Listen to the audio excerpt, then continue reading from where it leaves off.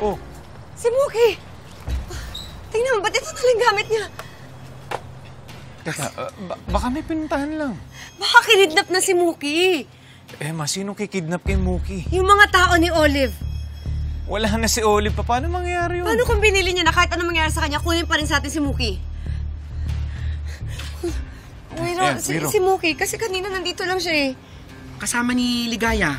Nakita ko sumakay sa kotse. Sa kotse?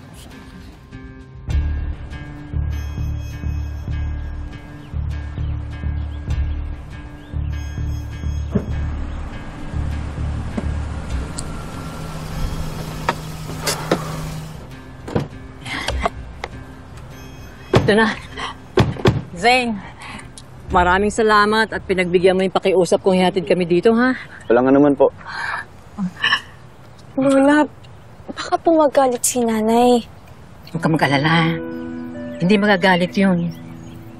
Basta walang magsasabi.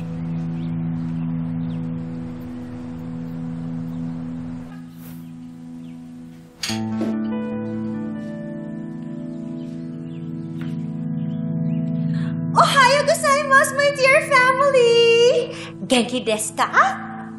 Sobra na akong excited sa mga gagawin ko sa inyong lahat. Are you all ready? Kasi me, I'm so ready!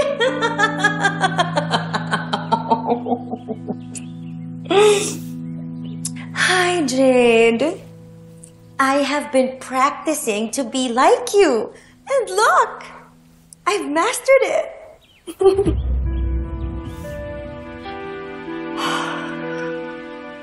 Sumakay sa kotse? Sino dumukot sa kanila? Kalma. Okay, kalma ka lang, Emma. Ang taas ang reaksyon mo, be. Si Zane. Kinontak siya ni Ligaya para samahan sila sa libing ni Olive. Ano?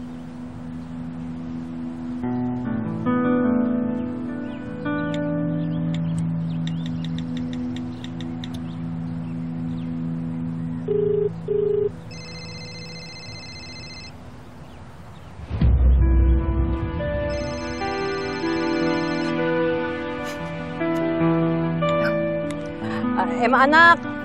Ano na? Bakit? Hello, Nay. Alam kong dinala mo si Mookie sa libing ni Olive. Sinabi sa akin ni Wiro. Pwede bang umuwi na kayo?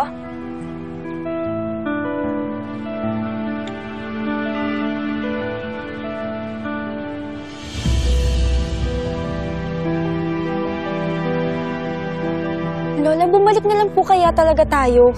Baka po mag-away pa po kayo ni nanay eh. Wala akong pakialam. Magalit siya.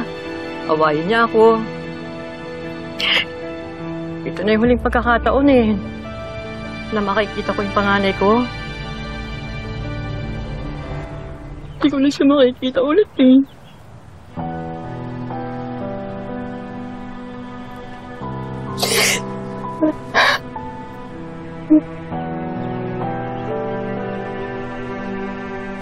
You're so stupid, Jade. Kung ako kasi ang kinampihan mo, then you wouldn't be where you are right now. Too bad. Pero huwag kang mag-alala. Ngayon, mas marami na akong rason para gumanti kay Emma. Dahil nadamay ka. Kaya sisiguraduhin ko na dahan-dahan ko siyang ihahatid sa impyerno.